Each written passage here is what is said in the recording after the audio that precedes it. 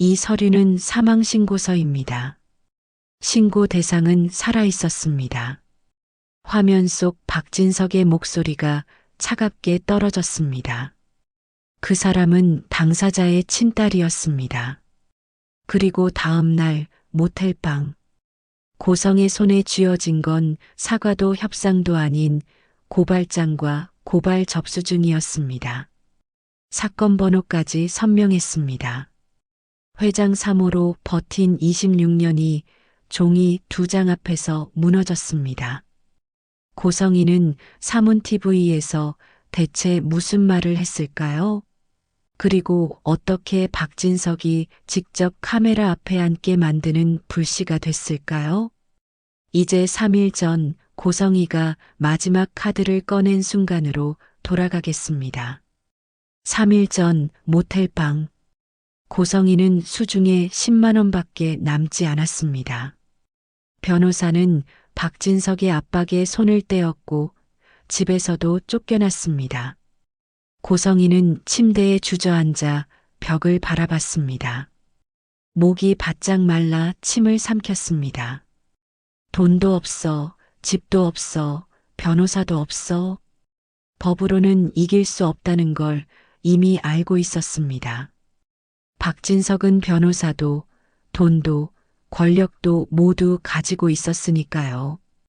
그럼 남은 건 하나뿐이었습니다. 여론이야. 여론을 내 편으로 만들면.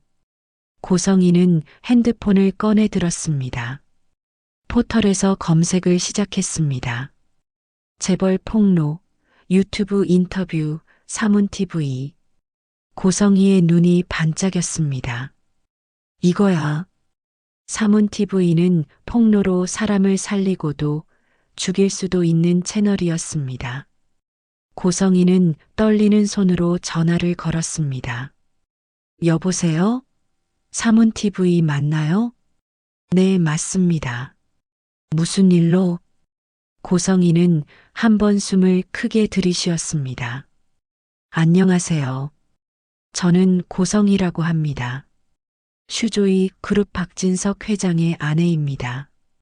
전화기 너머로 숨소리가 멈췄습니다. 박진석 회장이요? 슈조이 그룹? 네. 폭로할 게 많습니다. 관심 있으시면 내일 당장이라도 내일 오후 3시 바로 라이브 가능합니다. 고성이는 전화를 끊고 창밖을 바라봤습니다.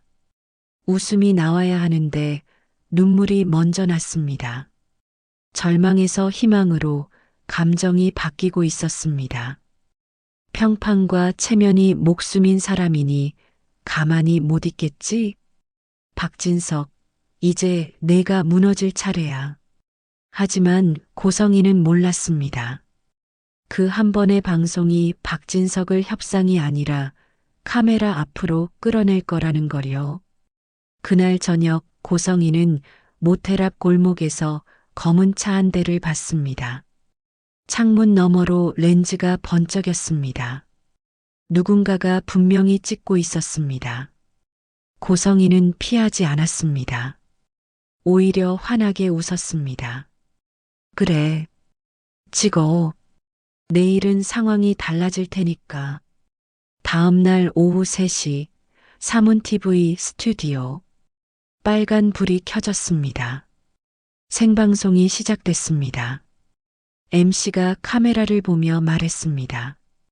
자, 여러분. 오늘 예고했던 놀라운 분이 제 옆에 계십니다. 보시기에 우아하고 아름다우시죠? 하지만 여러분의 도움이 절실한 분입니다. 고성이가 천천히 고개를 들었습니다. 손이 떨렸습니다. 안녕하세요. 저는 고성이라고 합니다. 슈조이 그룹 박진석 회장의 아내입니다. 눈가에 눈물이 맺혔습니다. 저는 지금 정말 힘듭니다. 고성이는 잠시 숨을 고르고 다시 입을 열었습니다. 박진석은 사랑이 아니라 체면 때문에 저를 안 놔줍니다. 회장 체면, 집안 체면, 재계 평판 그게 전부예요. 그 사람은 회장 이혼이라는 기사 한 줄이 무서운 겁니다. 그래서 저를 이렇게 붙잡아 두는 거예요. 이혼을 안 해주는 건 사랑이 아니라 감금입니다. MC가 물었습니다. 감금이라고요? 네. 생활비를 다 막았어요. 카드도 정지시켰습니다. 고성희의 목소리가 떨렸습니다. 집에서 쫓아냈어요. 딸과도 만나지 못하게 합니다. 눈물이 뺨을 타고 흘렀습니다. MC가 휴지를 건넸습니다. 사람 하나를 말려 죽이고 있어요. 고성희는 눈물을 닦으며 말을 이었습니다. 저는 진실을 알고 있습니다. MC가 앞으로 몸을 기울였습니다. 진실이라고요? 무슨 진실인가요? 고성희는 잠시 망설였습니다. 그래서 입막음 당했어요. 박진석 회장. 뒤에서는 뭐가요? 지금 말씀해 주세요. MC가 다그쳤습니다. 시청자들도 숨을 죽였습니다. 고성희는 고개를 저었습니다. 아직은 말을 흐렸습니다. MC가 재촉했습니다. 왜요? 왜 지금은 안 되는 건가요? 고성희는 떨리는 목소리로 말했습니다. 제가 다칠까 봐요. 더 이상 말하지 않았습니다. 하지만 그 한마디가 오히려 더 큰 상상을 불러일으켰습니다. 도와주세요. 저도 살고 싶습니다. 고성희의 방송은 그렇게 나갔습니다. 방송이 끝나고 10분 후 SNS가 폭발했습니다. 댓글이 순식간에 수백 개씩 올라왔습니다. 저거 사실이면 박진석 끝난 거 아냐? 피해자 코스프레 그만해요. 증거가 있어야 하지 않음? 불쌍하다. 찬성과 반대, 동정과 의심, 모든 감정이 뒤섞였습니다. 한편 슈조이 그룹 비서들이 긴급 회의를 열었습니다. 언론사에서 문의 폭주입니다. 거래처에서도 전화가 계속 옵니다. 포털 실시간 검색어 1위입니다. 비서실장이 이 말을 짚었습니다. 회장님께 보고 올라갔나? 네. 링크 보내드렸고 지금 확인 중이십니다. 비서가 낮게 말했습니다. 근데 회장님께서 아무 말씀이 없으십니다. 그게 더 무섭습니다. 그 시각 모텔방. 고성희는 핸드폰을 들고 조회수를 확인했습니다. 벌써 10만 조회. 화면을 스크롤하며 댓글을 읽었습니다. 찬성하는 댓글, 동정하는 댓글. 고성희의 입가에 미소가 번졌습니다. 이제 박진석이 연락 올 거야. 고성희는 확신했습니다. 여론이 들끓고 있습니다. 언론도 난리입니다. 박진석이 가만히 있을 리 없습니다. 협상하자고. 고성희는 낮게 웃었습니다. 그리고 유책은 당신 쪽이야. 그럼 당신이 돈도 내놓고 이혼도 해줄 수밖에 없어. 기분이 좋아진 고성희는 와인을 마시며 창밖을 바라봤습니다. 내가 이렇게까지 하게 만든 건 당신이야. 당신 망하게는 못할 줄. 알았죠? 굿바이 박진석. 끝났다. 그런데 그 밤 박진석은 협상이 아니라 반격 영상부터 꺼냈습니다. 박진석의 집. 박진석은 혼자 휴대폰 영상을 끝까지 봤습니다. 고성희가 눈물을 흘리며 말하고 있었습니다. 박진석의 표정이 차갑게 굳었습니다. 이건 생각 못했네. 고성희, 정말 당신다워. 휴대폰이 울렸습니다. 비서실장이었습니다. 회장님, 언론이 난리입니다. SNS도 폭발 직전이고. 박진석은 짧게 말했습니다. 법무팀 불러. 지금 당장. 고성이는 몰랐습니다. 이 방송이 자신을 구원할 무기가 아니라 박진석에게 증거를 넘겨주는 것이라는 사실을요. 30분 후 슈조이 그룹 법무팀 회의실. 박진석이 들어서자 공기가 달라졌습니다. 방송 영상 전부 확보했나? 네, 회장님. 허위사실 적시 명예훼손으로 고발 준비하게. 법무팀장이 물었습니다. 고발장만으로 진행하시겠습니까? 박진석은 잠시 생각했습니다. 아니, 내가 직접 나선다. 법무팀이 술렁였습니다. 여론은 금방 바뀌지. 그 전에 정리한다. 홍보팀 불러오게.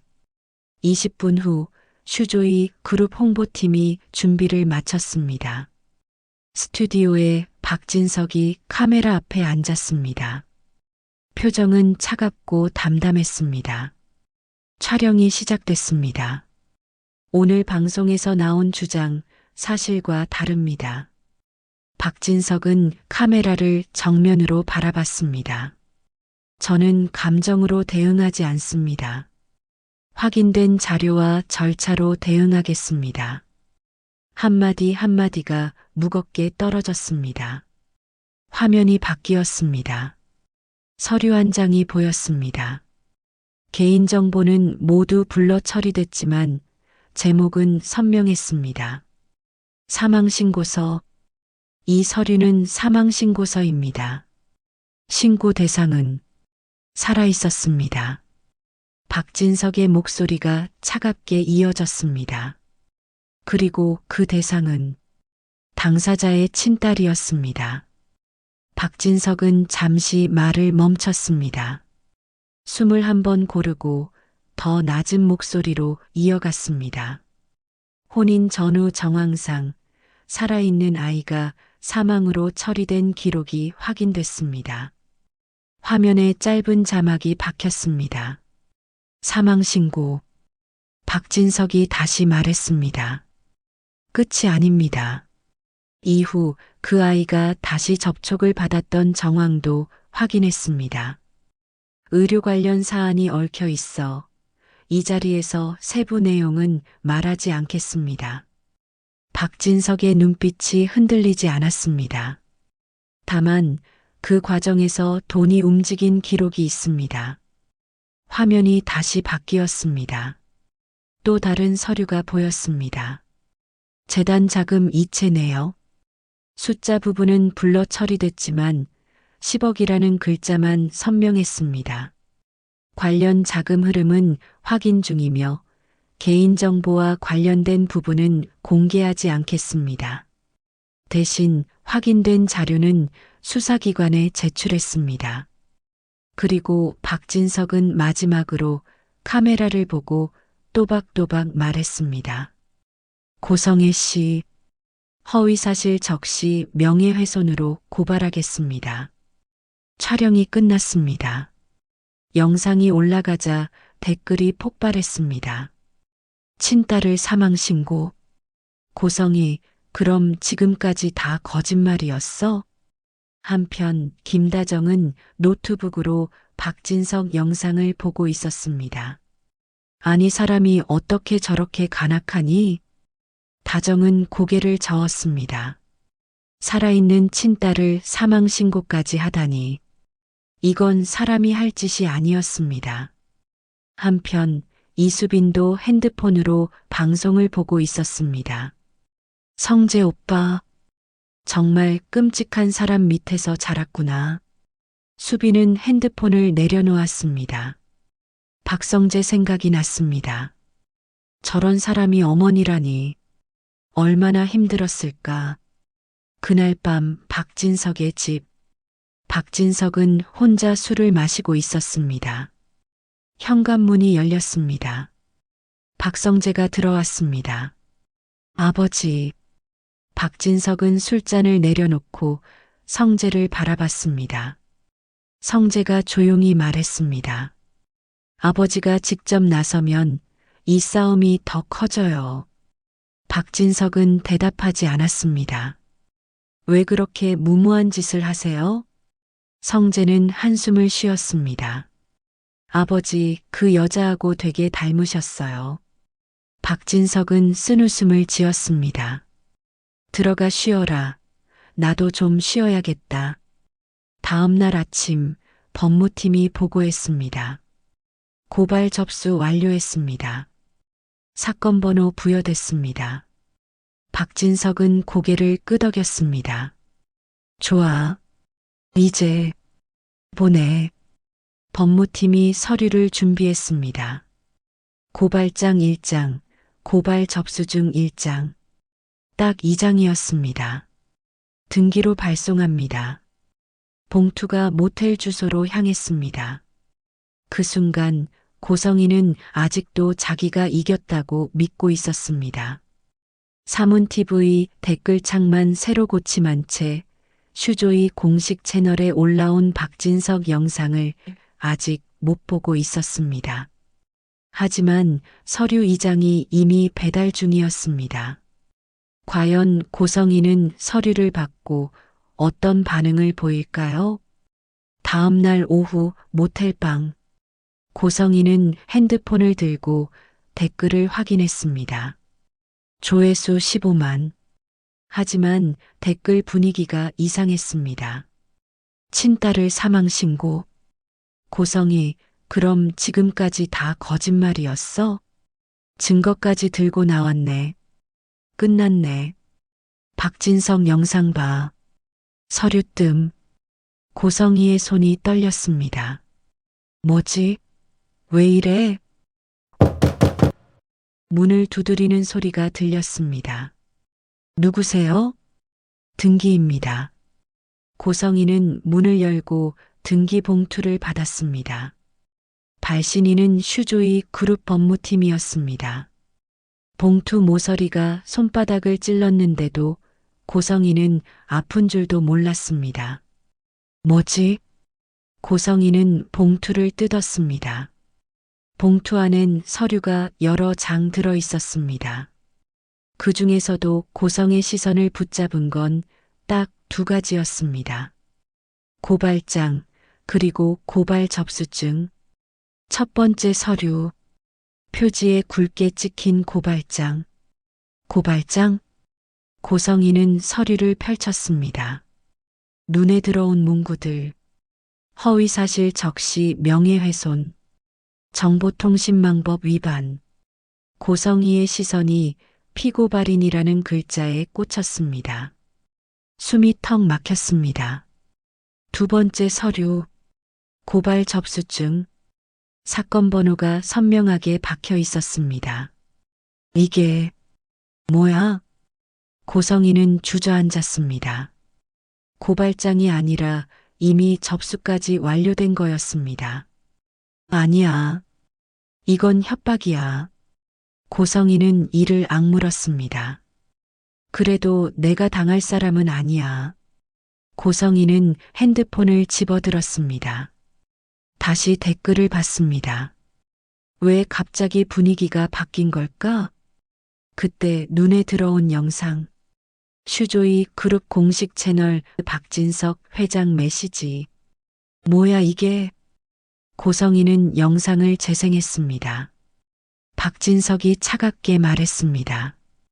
이 서류는 사망신고서입니다. 신고 대상은 살아 있었습니다. 고성이의 얼굴에서 피가 쏙 빠졌습니다. 입술이 떨렸습니다.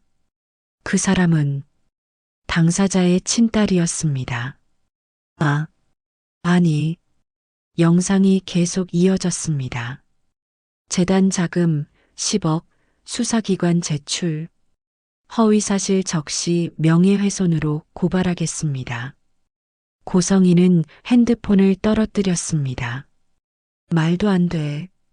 이제야 모든 게 이해됐습니다. 댓글이 왜 바뀌었는지, 박진석이 왜 서류를 보냈는지. 고성이는 서류를 다시 봤습니다. 고발장, 고발 접수증. 내가 고발당했어? 웃음이 나왔습니다. 하, 말도 안 돼. 웃음이 점점 커졌습니다. 오열하듯 웃었습니다. 말도 안 돼. 말도 안 돼. 고성이는 서류를 구겨버렸습니다. 찢어버렸습니다. 하지만 사건 번호는 사라지지 않았습니다. 고성이는 그 숫자를 보며 숨을 제대로 쉬지 못했습니다. 이제부터는 박진석이 아니라 수사기관이 상대였습니다. 고성이는 구겨진 종이를 다시 펼쳤습니다. 찢어진 자국 사이로도 사건 번호는 또렷했습니다. 고성이는 이를 악물고 숨을 몰아쉬었습니다. 분노가 치밀었는데 이상하게 손끝이 먼저 차가워졌습니다. 이제부터는 박진석이 아니라 기록과 절차가 고성이를 끌고 가기 시작했습니다. 그때 고성이의 휴대폰이 울렸습니다. 모르는 번호였습니다. 고성이는 잠깐 망설였습니다. 그러다 떨리는 손으로 전화를 받았습니다. 고성애 씨 맞으십니까? 경찰서입니다. 고발건 관련해서 확인할 사항이 있어 연락드렸습니다. 고성이의 목에서 숨이 걸렸습니다. 입술만 달싹였는데 목소리가 나오지 않았습니다. 담당 수사관입니다. 출석 일정 조율이 필요합니다. 연락 가능한 시간대가. 그 말이 끝나기도 전에 고성이는 전화를 끊어버렸습니다. 그리고 그제야 깨달았습니다. 자기가 노린 건 여론이었는데 박진석이 꺼낸 건 사건 번호가 찍힌 고발이었습니다. 한번 찍힌 사건 번호는 구겨도 찢어도 없어지지 않았습니다. 한편 그 시각, 친딸이라는 단어가 댓글과 기사 제목처럼 번지기 시작한 밤, 지은호도 슈조이 공식 채널 영상을 멍하니 보고 있었습니다. 그 사람은 당사자의 친딸이었습니다. 그 한 문장에 지은호는 숨이 멎는 것 같았습니다. 이름이 나오지 않아도 지은호는 알 수 있었습니다. 그 말이 어디로 향하는지, 이제 어떤 일이 시작되는지요. 지은호는 손바닥에 손톱이 파고들 정도로 꽉 쥐었습니다. 거짓말은 결국 들키고 악행은 반드시 대가를 치릅니다. 그리고 오늘 그 봉투 속 2가지 서류는 끝이 아니라 시작이었습니다. 오늘의 이야기는 여기까지입니다. 드라마 여백은 본방 이후 인물 마음을 따라가며 다음 이야기를 조심스럽게 예측해보는 채널입니다. 이런 감정선이 좋으셨다면 구독과 좋아요로 함께해주세요. 여러분의 한 번의 응원이 다음 영상 만드는 힘이 됩니다. 시청해주셔서 감사합니다.